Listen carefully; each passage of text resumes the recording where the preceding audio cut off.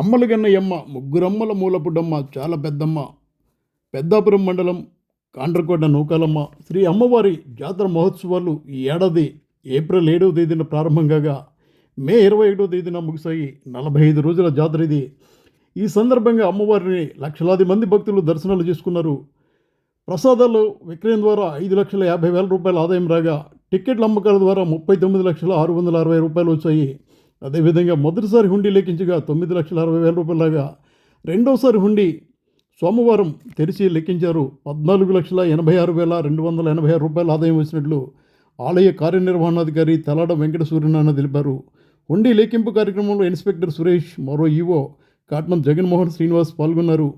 అమ్మవారి జాతర సందర్భంగా ఇక్కడ నిర్వహించిన సాంస్కృతిక కార్యక్రమాలు అందరినీ ఆకట్టుకున్నాయి. అమ్మలుగన్న అమ్మగా మూలపుడమ్మగా గుర్తింపు పొందిన కాండ్రకోట నూకాలమ్మ దర్శనం ప్రతి ఒక్కరూ చేసుకు తీరాలి అన్నట్టుగా హిందువులు భావిస్తారు.